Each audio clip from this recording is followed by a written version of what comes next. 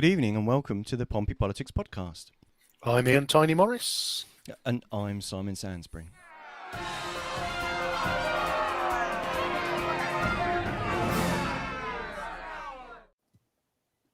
And welcome to a slightly late night version of the Pompey Politics Podcast.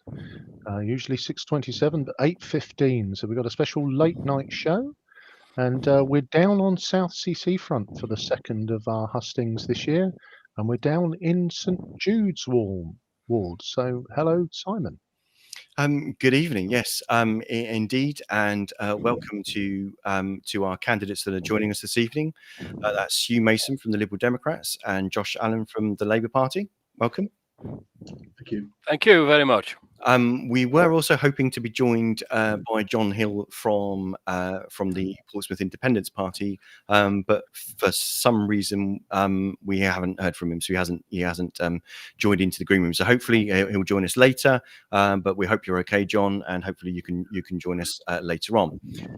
So shall I launch into a bit of a brief explanation of St Jude Ward? And this is where the cat tell me that what I think about the ward is completely wrong.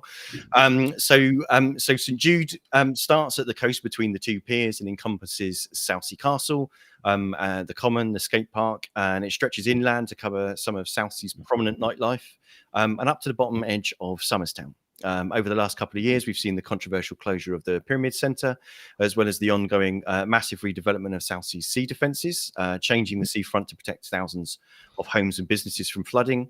Once a hive of activity, local shopping precinct Palmerston Road has seen the recent loss of Debenhams and John Lewis department stores, but is also home to the collection of young restaurants and other businesses in a reflection of changing wider shopping trends and such as the like.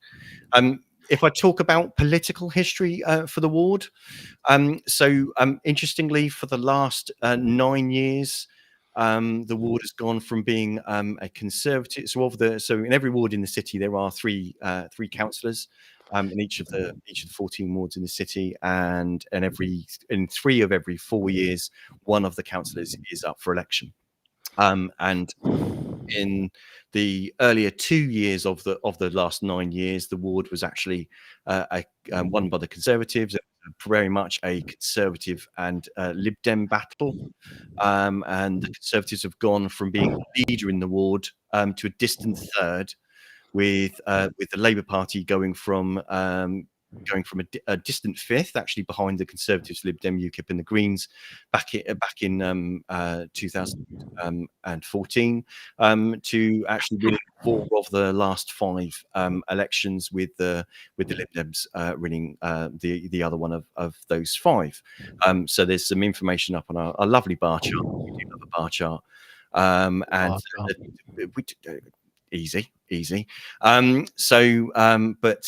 of this information has been sourced from the details on Portsmouth City Council's website. So I'll put a link to that later on if you ever wanted to go to look at that.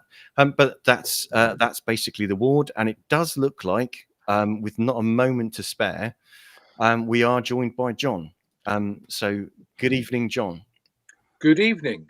Hello, thank you very much for joining us. So I've just done the introduction to the ward. We're now going to roll into the speeches. So was to our first question, which we put in first to yourself, Ian. That's your question to ask. So John, if you just take a breath for a moment, and then if you would like to use your 2 minutes to introduce yourself, tell us a little bit about your history and why you're standing for the party you're standing for, please. Okay, fine. Well, I was born in St Jude's ward. I'm married to Anthea, my second wife, and between us we have a daughter, 2 sons, 4 grandsons. I've been a soldier. I've sold systems. Been a recruiter, estate agent, and mostly I spent time as a consultant delivering on spec, on time to budget, and worked on projects around in various places on things like skills needs definition, complexity in real world systems, and including an app driving the Geomi parking system, which is employed in Guildford, as well as working with major construction company on skills needs, and very large geographical teams, diverse projects. Politically, I've been a bit around the block. I was a young Liberal, an old Conservative, and apart from a very brief flirtation with CND as a teenager, I've managed to avoid socialism. My political compass profile surprised me greatly. I did it again recently, showing me as I seem to have grown into mildly left-wing and mildly authoritarian. I would like to congratulate my Lib Dem opponents for agreeing with me the need to avoid the troubling financial difficulties in our neighbour, which is interesting given the question on council tax bans, as our profile is very similar to Southampton, according to some work I did recently. Why did I join PIP? I don't think, I've never really believed that national parties, mainstream parties, should be terribly involved in local politics. I think they're different creatures. I think one of my observations is because of the way they operate, that they're asking people questions which are pre-hypothecated to get the right answer, and the problems which the officers and politicians think need solving, not those which in fact make our people's lives more satisfying. If I can ask you to draw your remarks to a close. Let's go, John. Okay. PIP really starts with what the residents want, how we can help resolve their issues. George Madrick constantly demonstrates how to do this in Paulsgrove, and does it being straight and genuine. I've yet to catch anyone in PIP not being authentic. And that's basically why I joined the party. Perfect. Thank you, John. Much appreciated. And so, Hugh, could I ask you to introduce yourself, give us a bit of your history and why you're standing for the party you're standing for? Okay, I'm Hugh Mason. I've been a councillor in St Jude ward since 2004, but I'm standing again because there are still things I want to get done. But my background, I've lived in St Jude ward for over 50 years. I taught at the Polytechnic and later at the university. I was very active in the trade union politics of the university, ended up as a TUC delegate. I have also been very active in the Church of England, where I have sat on the Diocesan Synod and the Bishop's Council and a few other things.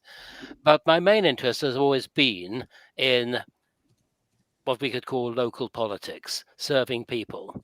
I started off in this at the age of 7 when I could reach the letterbox, and my father got me out delivering for him. So I've been in politics all of my life. I first stood as a councillor for Portsmouth in 1976 and came bottom of the poll. And a couple of people laughed at me and said, well, that's it, isn't it? So I said, I'll be back. And they laughed even more heartily. But anyway, I am a Liberal Democrat. I joined the old Liberal Party as a teenager, and it has always been my feelings, my philosophy, the way I look at life has been largely in accord with the traditions of the Liberal Democrats and then before that, the Liberal Party. Why am I standing and what am I standing on? Well, I would argue that I'm probably the most accessible councillor. I even appear in the telephone directory, which is an old-fashioned thing which some of you may have heard of. And I stand on the record of what I have done and what the Liberal Democrat administration has managed to do in maintaining and improving services despite financial constraints. I'm also standing because of the challenges of the future. There are things I want to see finished, and I will bring this, I will deal with some of those in the course of the next few minutes. So thank you very much. Thank you, Hugh. No, that's brilliant. And last and by no means least, Josh, can I welcome you, ask you to introduce yourself, give a little of your history and why you're standing for the party that you're standing. Of course, yeah, I'm Josh Allen. I'm a candidate for the St Jude's ward. I live in Southsea. I work in criminal justice. I have been going around all year to listen to some of the concerns that you've been raising, residents, businesses. I've even helped to return a cat to one of our residents who is quite unwell. With regards to my background, I was raised by just my mum and my two younger brothers. I've had quite a few different types of jobs. So I've been a lifeguard, I've been a duty manager of a leisure centre, and I've worked in criminal justice now since about 2019.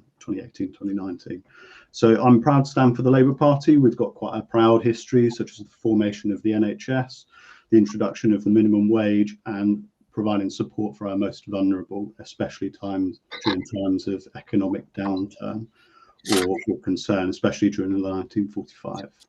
And then obviously the minimum wage in 1997. Yeah, proud to keep going. I live in Southsea. I don't work here in Southsea anymore, but I'm open. I'm always around, and I would always encourage residents to approach me. I'll be doing surgeries if I'm elected.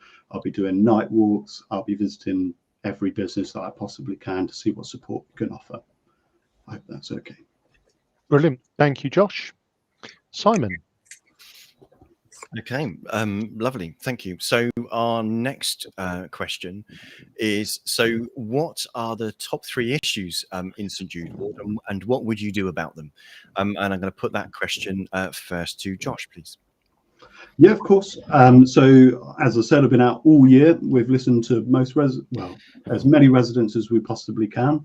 I've knocked it every week. We've spoken to businesses. We've spoken to everybody. One of the big ones that pops up is the dilapidation of the high street. So what I've said I'll be doing is approaching businesses to see what support I can offer. Work with council officers to see what support is available already by the council but can be improved. And I will keep working hard with our planning department to see what support we can be offering. One of the second ones we've come across is the increase in crime and antisocial behaviour. It was literally only today that somebody has been shoplifting, and one of the shop members challenged him, and the shoplifter assaulted the staff member. I had to call the police.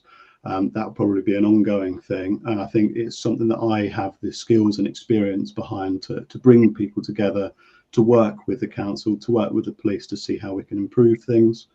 And then the last one I would say is around greening our streets. So around the environment, it's a big thing. We've seen sewage companies pumping sewage into our seas. And we want a better and more environmentally friendly area. So yeah, we're going to look at greening our streets, seeing what environmentally friendly policies we can bring to the council, and I plan on working all year to try and see what we can do to improve things. Thank you very much, Josh. And next to answer that question would please be John. Right. Again, I've been looking around. I've been talking to people. The number one issue that comes up with everybody is parking. And I see we've got a question on the list here about the seafront and the impact of the removal of parking places on that. So let's come to that one later.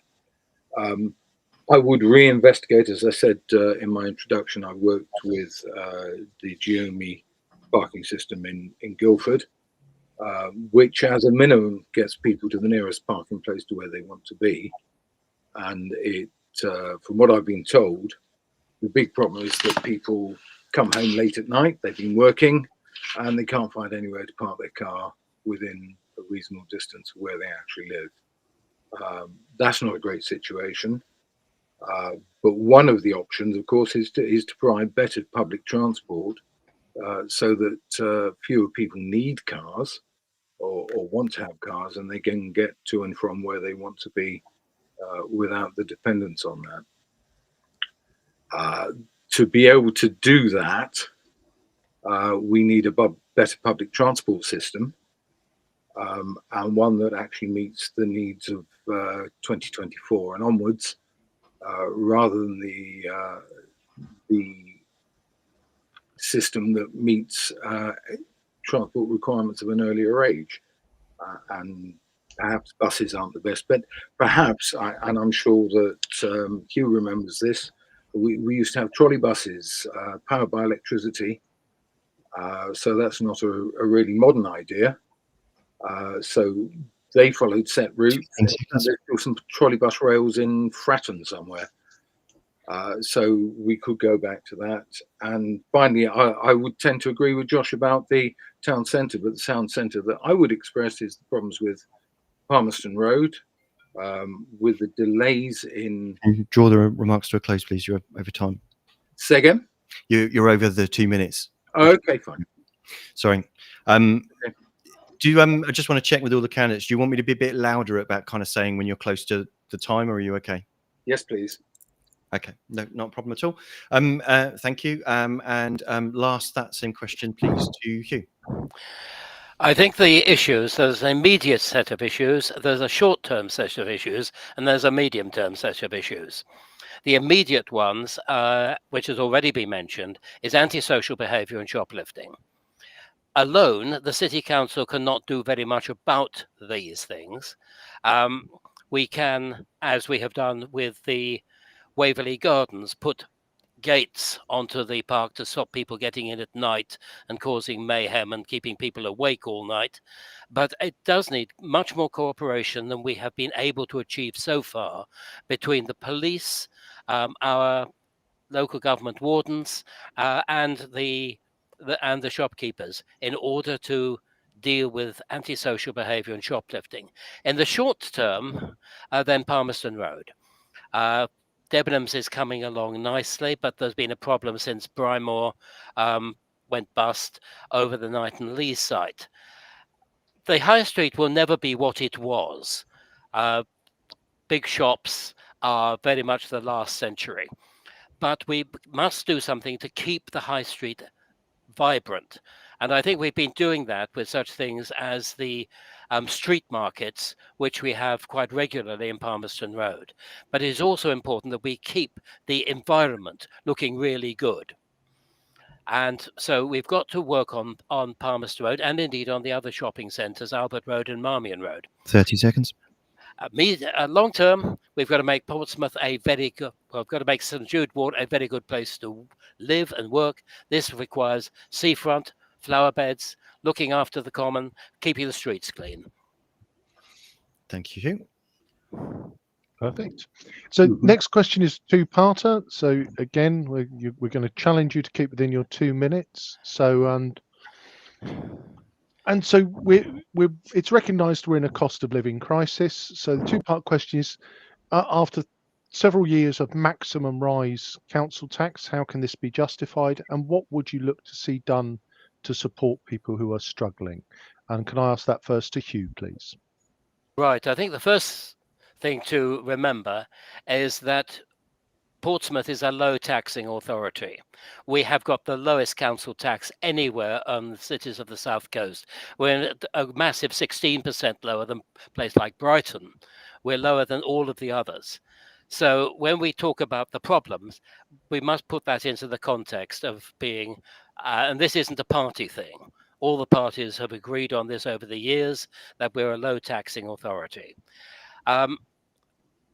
We can justify the level of the council tax by retaining the services which we provide, especially the services to the elderly and to vulnerable children, which are very expensive to provide.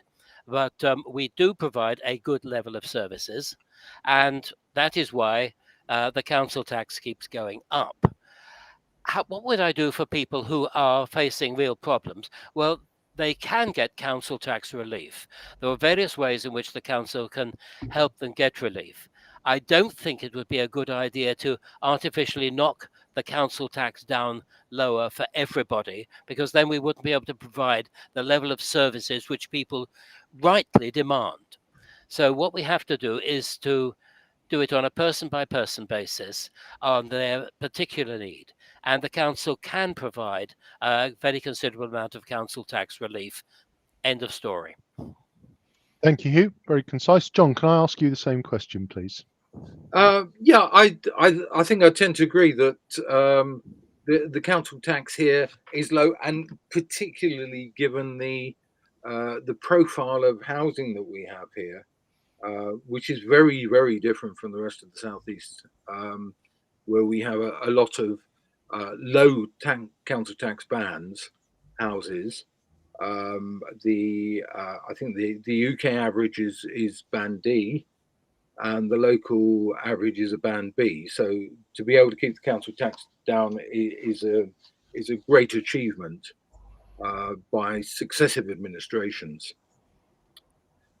So I don't see council tax rises as particularly justified at the moment, particularly since we are charging such a low council tax at the moment, and people are struggling, and life is very difficult for a lot of people.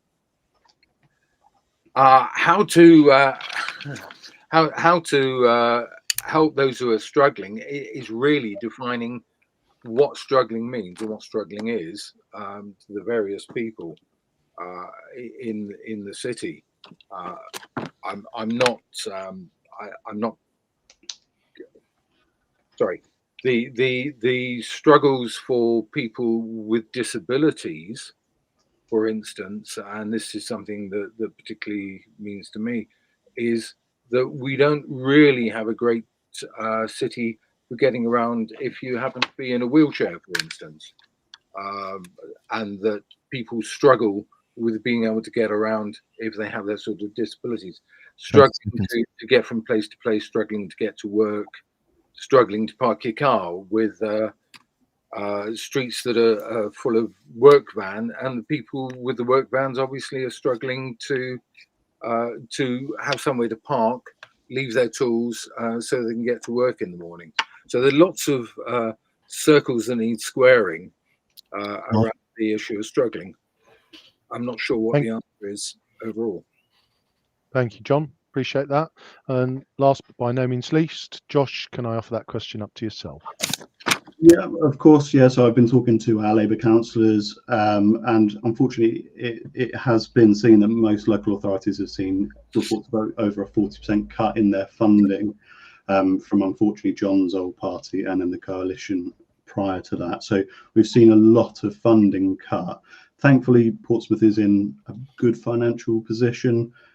We could argue that was because of Portsmouth Labour's decision to keep its port public, so it's keeping our services going, and as we've seen a national decrease in services, that puts more pressure on our local services, our front lines. You get these feedback loops where, unfortunately, where national services are unavailable, such as the NHS, especially around mental health, you do see that pressure on local councils. So yeah, it's a very hard time. I've got experience working with some of our most vulnerable residents. I've helped some with housing. I've helped them with most things. Portsmouth Labour put forward, of course, the hardship fund last year to try and see what support can be offered. But again, if I am in the street and you see me and there is a concern, please just approach me. I'll see what I can do. Thank you. Thank you, Josh. Thank you all for your very concise answers. Simon. Okay, so our next question is actually directly from a resident. So this question is from Karl, a St Jude resident. With the reroute of Southsea seafront taking parking spaces away from the KC residents parking zone, what would you do to improve parking for local residents? And I asked that first to John, please. Right. First of all, as I said, I've worked with parking project in Guildford, which solves the problem of finding somewhere as close as you can be to where you need to be. But that's not even a beginning of the whole situation. My understanding is that the parking places in are going to disappear. I think there's about 240 of them, and that they will disappear along the seafront, and the seafront will become a one-way road with parking with cycle lanes. The sensible answer to me, I think, is to change Clarence Parade into a dual chevron area to replace some of those parking places and to make it one way in the other direction. So we have two one-way systems. That would have the added advantage of cutting down on the noise, which can be quite significant, particularly in the summer, and perhaps reduce the opportunity for the roads along the seafront that run parallel to be racetracks for the various people who seem to want to use public highways as 30 seconds. as such, as sporting arenas. Sorry, I missed that. Sorry, I was just saying at that point it was Yeah, 30 seconds. yeah, It's now okay. 20 seconds. Yeah. So I think it needs a big redesign, but that the parking places should be recovered as much as they can, because there is no other space. We're an island, and the only other way to do that is to impinge on the common, which would be totally, pretty much unthinkable, I would think. Okay, lovely. Thank you, John. And if I can next put that question to Josh, please. Yeah, of course. Yeah, so thank you for your question. I think parking is an issue across the city. We've had bits and pieces around permitting. I think it needs a citywide strategy on parking. I'm speaking to local residents about their 5 till 7 or 4 till 6 permits. I think it definitely needs a review. We need to talk to the council officers about permits. And I think also it is about encouraging visitors to the city to find other forms of transport in. So whether that's public transport in, see what we can do to improve that. I'll work with Graham Heaney, our transport lead, and I'll work with council officers to see how we can do that. Always willing to have questions or be raised with residents about their concerns around their permits. I'll see what we can do about changing bits and pieces. I think it's also about reducing the amount of traffic we kind of get to some of our more like rat runny type areas. I think most people now are probably in favour of residence permits, but it's about talking to them to see what their concerns are and kind of really feeding that back to council officers, because we're on the ground every day, we're listening to you, and we want to feed that back to make Pompey prosperous. Thank you. Thank you. And lastly to Hugh, please. Right. The first thing I would say is that the seafront area is being redesigned, but we're trying to minimize the loss of parking spaces, and there will continue to be en echelon parking along the seafront. What concerns me is the idea of a one-way system on the parades. I'm worried that that will become a rat run, and it will also be the nice run if it's one way for boy racers to going along, and the same way they went along go along the seafront. So I am certainly concerned about that. But what I would do about parking, there are various things one would do.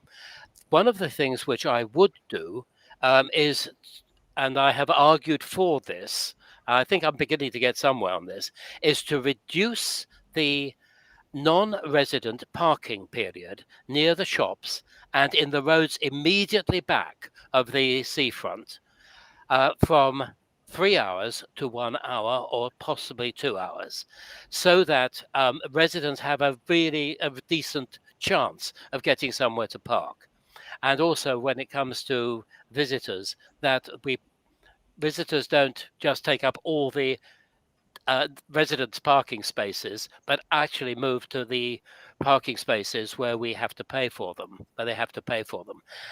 Lastly, I think that we need to push the park and ride much more than we have done it in the last few years. That is keeping people the chance to leave their vehicles on the outskirts of Portsmouth and come in cheaply and do their shopping or go to the seafront, I think is the long term the best way forward. Thank you, Hugh. Ian. So we now turn to matters sporting. Wimbledon Park Sports Centres has recently become politically contentious. What would you hope to see for its future? And can I ask that first to Josh, please? Yes, of course. Yeah. So I've been speaking to our councillors about Wimbledon Park area and the sports centre there. Portsmouth Labour would want that to keep in public hands. We would need to explore what options are available for it, and I think probably a multi-use space of some sort is my personal opinion. What we need to also develop is a long-term strategy around what available sports facilities there should be across Portsmouth. And we need to kind of future-proof any plans. So I will be, again, knocking residents in the local area, listening to what they think of it. What I'm keen for is not just more housing in the area, but if there is to be, then it would be with a multi-use space. Of course, we don't run the council at present. However, we will be listening to residents about any concerns and planning for the future with them in mind. Thank you, Josh. And John, can I ask you the same question, please? Yeah, I think to a large extent, I'd agree with what Josh is saying. The facility and the use of the facility is really about what local residents want and what they say. The idea of moving those facilities away from where they are is a little strange to me, and taking sports facilities away from residents. I'm very much into sport, and I've coached at a reasonably high level. And the closer you can get to people, the less you have to change their behaviour to get to sports facilities, the better, and the more likely they are to actually get involved and compete. So I think that some sort of a facility should remain at Wimbledon Park, but what is in that facility should very much remain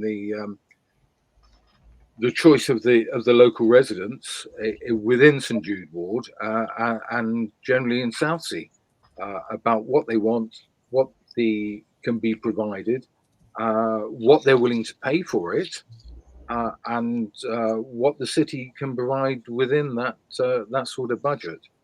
So I certainly am concerned about is the idea that some of those facilities will be moved 30 seconds across the city, and in a way that it seems to be extremely unpopular. So let's listen to people. Thank you, John. And Hugh, can I ask the same question to yourself on Wimbledon Park? Yeah, the Wimbledon Park Sports Centre has served us well, but it is now really beginning to show its age. It's beginning to decay. It's not really fit for purpose. However, it will remain open until suitable alternative facilities are available for all the sports and all the activities which go on there. We are not proposing to close it in the short term, but in the long term, this building is decaying. What then to do? Clearly, this needs to be a public consultation. The one thing I would rule out is any housing there. This is public open space, and I believe it should remain public open space. And perhaps a little specialist outdoor activity for those of us who are not quite as young as we used to be could be provided there. But I also think we need to provide just a little car parking, as there is car parking there at the moment. Probably not as much as there is there at the moment, but we need to provide some car parking. So new facilities, different facilities, public facilities, but that really depends on the consultation which we have with the local people. The local residents have to have their say, and we have to see what is feasible and what is possible there.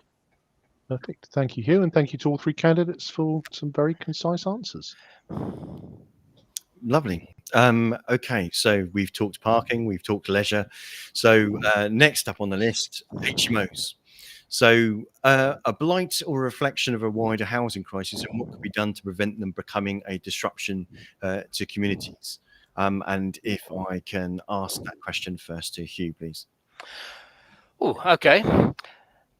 We have HMOs because people can't afford small flats. We have a housing crisis, and HMOs are helping solve that crisis, at least in the short term. So far as the management of the HMOs is concerned, Portsmouth has, I think, the toughest rules in the country. That if there was, we introduced them in 2017 and 2019, updated them, have added to them since. 10% HMOs within a 50-meter radius is the limit. We couldn't get it below that. The government inspectors would not let us get below that. If we tried, the whole thing would fall apart and we'd have a free-for-all for HMOs. So 10% within 50 meters. We license all of the HMOs to make sure that they are of good quality, and indeed we have closed down one or two or taken them into council control until we get them back to a reasonable standard. We have size standards for rooms and communal areas. The thing is that it'd be nice if we didn't have HMOs and everybody had their own 2-bedroom flat or their own house, but that is not going to happen in this city. So we've got to make the best of what we do and make sure that the quality of the HMOs and their distribution is the best that we can achieve. Okay, thank you. And same question, please, to Josh. Yeah, of course. Yeah, the HMOs, I think I will probably say there's an area for them, but of course it's about that kind of balance between the local community and HMOs. So I probably am the only person that has lived in a HMO in this one. So when I moved to Portsmouth about 7-8 years ago now, I first lived in a HMO, then lived next to one, and then I don't live in one anymore. However, I think they do offer us some form. There is a housing crisis. Unfortunately, we haven't been building enough houses. We do have strict ones, which we will continue pushing for, regulation on HMOs. I think, as Hugh said, yeah, reducing their density in areas, from my understanding, is that if they want to increase the amount of beds, then they have to apply. As I said, I'm not a planning specialist, but I will be getting down on the detail as we do so. I think it's about also developing Portsmouth's plan on housing and understanding where and what type of housing we need as well. Okay, thank you. John? Sorry, Josh, I've lived in an HMO. Oh, have you? Sorry, apologies. Many years ago, though. Yeah. And I think like the comment about the poor will always be with us, I suspect the HMOs will always be with us in some form or another. But we are already the most densely populated city in the country. We are the only island city in the country. We don't have room to expand sideways. I think that we ought to be looking at creating new housing stock that goes upwards as far as possible, rather than creating situations where we're converting existing buildings which could make perfectly good family homes, or even where a building is split into a number of flats across that take up a floor or so. So the whole thing around asking these questions and then looking at HMOs, they're very annoying. Part of the problem is a lack of parking and other facilities. And I personally feel very much for the people who are in a situation where they have to live in an HMO because nothing else is available. And if we want to create an economy where we're attracting people who are skilled, who will create more jobs, which will create increased wages, then we need to be looking at a totally different strategy. Okay, lovely. Thank you very much. Just a comment: we are doing fantastically well for time. You are actually all doing superbly well in keeping your answers concise. So thank you very much for doing that. We much appreciate it.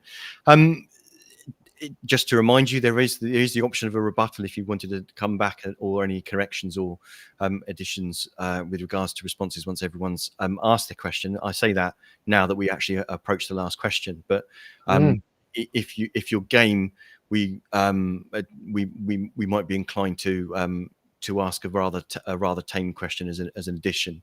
Next question, Ian. Thank you. So this is a question full of optimism. So if you are successful in this election, what is top of your whiteboard on day one for you to achieve? And can I ask that first, please, to Josh? Yeah, of course. So if I'm elected 2nd of May, I will be visiting every shop in Portsmouth. I want to speak to as many residents as I possibly can. And then moving to the council, I want to kind of get to know the nuts and bolts of how the council works, work with council officers to understand how we can improve some of our areas, and then feed back some of what residents have been saying. I've got the energy to do so. I only live around the corner, happy to raise anything you want. I'm really looking forward to kind of working with lots in the council, because as much as there is political party elements to the council, I am there, I think, in my opinion, to work with as many councillors, as many residents, to improve Portsmouth. I think what will be good in St Jude's is a strong Labour team. So we have Stephen Morgan, our MP. We will be working both locally and feeding back to, if we get a Labour government, we will be feeding back to Stephen in government, and feeding back what we think is affecting our day-to-day people, how we can improve it. And I will be happy to take any questions. Marvellous. Thank you, Josh. So, John, if St Jude's goes PIP, what's top of your list to achieve on day one? Find the coffee machine. I think the important thing is to get to know the officers within the council, find out what they perceive the issues to be, find out what the reasons behind those issues are, and basically spend some time just listening and discussing and finding out what the problems are, what the solutions might be, what solutions there might be that are kind of on the outside of things that may produce a better, coherent, and rounded solution that's going to help people in Portsmouth have more joy about what they're getting from the city. Thank you, John. So last but by no means least, Hugh, what's top of your to-do list if you're successful? If successful, two things would be on my desk on the Monday morning. One is the local plan, the Portsmouth local plan, the updated one, which has now got to be pushed through at a reasonably fast rate in order to avoid being caught by changes in government rules and having to do the whole thing all over again from scratch, from stage one. But there's also a huge amount of casework. The one thing which I get every week from my surgery in the library with people is a considerable amount of casework, and I've got some very serious casework, including stuff on HMOs.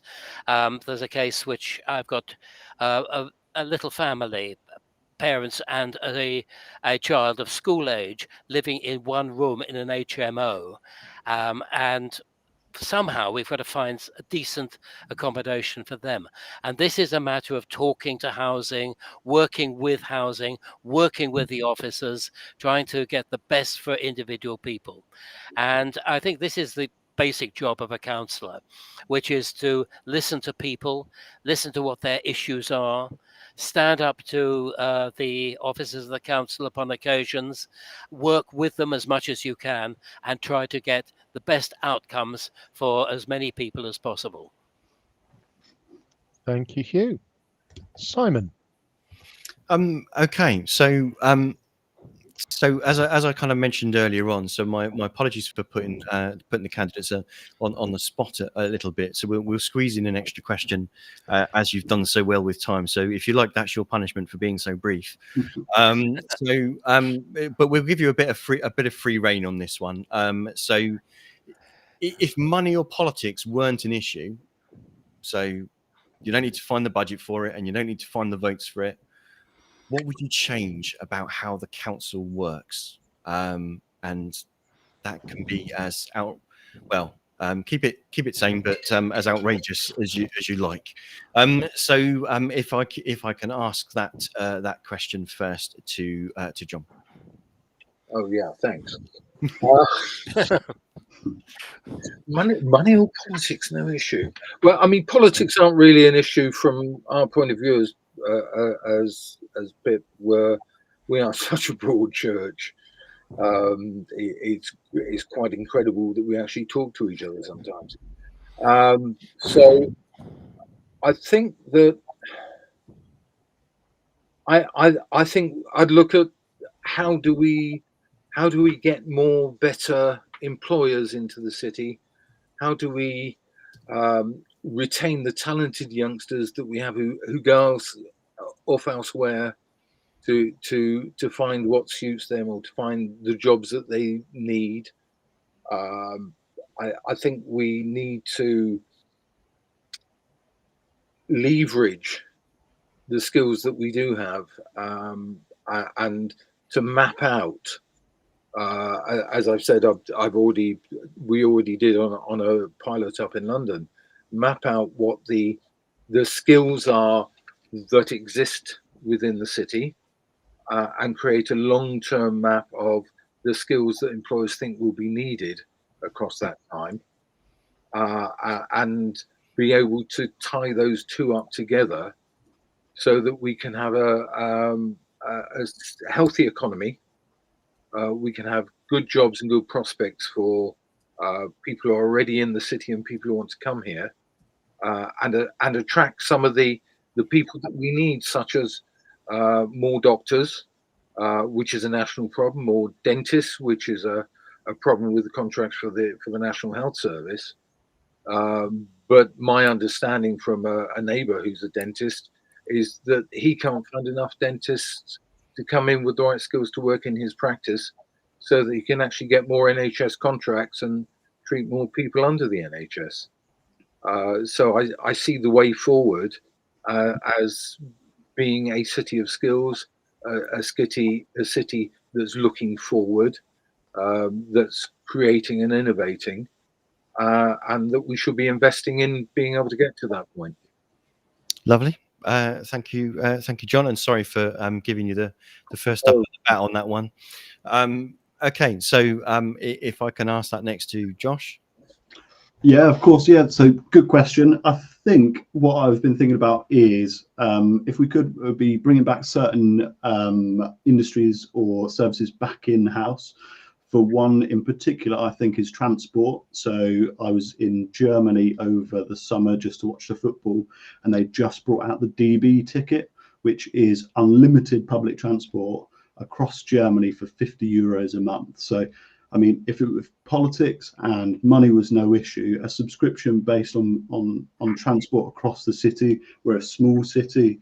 You can walk most places. It might take you about an hour, but if we could bring something along those lines in, if money was never an issue, I think that'd be amazing. I didn't have a car for about 4 or 5 years in the city because I just didn't need it, because I worked in the city centre, just walked in every day. So yeah, I think that would be one of my things.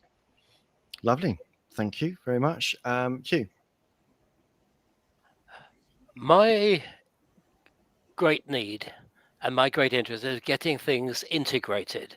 It's very difficult to get integration, not just within the city, but between the city council and other authorities. We've talked earlier about the police. I think also with other authorities in South Hampshire, we need to work with them, because this area has tremendous potential. This could be this can be the great manufacturing centre of the whole of the UK for future industries. There's a tremendous potential here. We've got all the things we need, but we're not talking to each other enough, and we're not talking to government enough. Actually, it's quite difficult to talk to this government, but that's another story. But we need to get much more integration in the way in which we work, within this city and between this city and its neighbouring authorities. I think this is a matter of integration. It's a matter of talking. It is not a matter of electing some super mayor who has his own cabinet or her own cabinet and lays down the law as in some of the northern cities. We can do things better down here. Okay. Thank you Marvellous. very much. Well, thank you all for giving your time this evening. It's now time for the closing addresses. So you have your 2 minutes to say whatever you want to say, reason. So first off on the closing addresses, can I invite John? Again, okay. I've just been thinking, listening to the other two on the talk here, and I really think that we are not terribly far apart on what we think is the future of the city, and that perhaps the three of us ought to have a chat at some time offline over a coffee or something, and see how much our ideas come together, and how much we can achieve together for the city that we all seem to care so much about. So I'd like to throw that out there, and I've already typed a message saying that. So feel free to get in contact with me. And did you have a closing message for the voters, John? Yeah, vote for me. Okay. Well, a hustings of conciseness. This is certainly proving to be. Excellent. Thank you. Marvellous. So in terms of the closing address, can I invite Hugh for you to make your remarks? Okay, it's been very interesting, and I think the way in which we have agreed on many things shows the way in which, in the current climate, the current pressures on our country, the current pressures on our city, we have relatively little room to maneuver. But there are things we can do, and that we have to look to the future for the future of this great city. There are things I want to get done. I'm standing on my record as a accessible city councillor, someone you can meet, someone you can reach very easily, but also on the record of the Lib Dem administration, which has maintained and improved services despite severe financial constraints. We are rated good on finance. We've got better buses than we had a year ago. There are lots of things which we're doing. We're bringing these, as you know, bringing the refuse collection back in-house. There are a number of things we could do to make this city work better. And I think we all need to work together so far as is possible to achieve this. And that is what I would put myself forward for. Thank you, Hugh. Last and by no means least, Josh, your final address, please. Of course, thank you. I'm Josh Allen. I live in Southsea. I work in criminal justice, and I'm looking to improve the safety and prosperity of Portsmouth. I've been out all year talking to residents. I've spoken to new businesses. I've talked to artists, and I've even returned a cat to her owner. I'm wishing to be your next councillor in Pompey to make it the amazing city it is, to improve the public services, and I believe I have the energy and experience to do so. Whilst the election may finish on May the 2nd, I always encourage you to approach myself if you see me. I'm always looking to listen to some of your ideas, your thoughts about what should be improved across the city, and I'll always raise it for you. Thank you for your time, and I look forward to the 2nd of May. Marvellous. Thank you, Josh, and thank you to all of our candidates. You know, we on the Politics podcast here, we have always respected every candidate that puts themselves forward and offers their services to the public of Portsmouth. So thank you all, gentlemen, for standing next week and for giving up your evening this evening. There will be more hustings to come, hopefully, and respect due to St Jude's ward for the first one where we've got 3 candidates. So you've been listening to the Pompey Politics podcast. I've been Ian Tiny Morris. And our guests this evening have been Josh Allen for the Labour Party, Hugh Mason for the Liberal Democrats, John Hill for the Portsmouth Independence Party. I've been Simon Sainsbury, and as Ian said, our next hustings is on Thursday, which will be St Thomas, where at time of broadcast we'll be joined by Elliot Lee for the Greens and Mark Zimmer for the Reform Party. But hopefully we can convince some other candidates to join us. So do join us at a different time, 6:30 on Thursday. But do like, follow, subscribe, send tea and biscuits, just to make sure you don't miss out on notifications for that. And please do make sure that you remember to vote and take your photo ID with you. On May the 2nd, you will need photo ID to vote in person, and the last day for you to be able to register for free photo ID, if you don't already have any, is tomorrow at 5 p.m. So there's a link in the comments, so please do make sure you register. But I've been Simon Sainsbury, you've been listening to the Pompey Politics podcast. Thank you very much, and thank you again to our candidates this evening. Thank you. Thank you.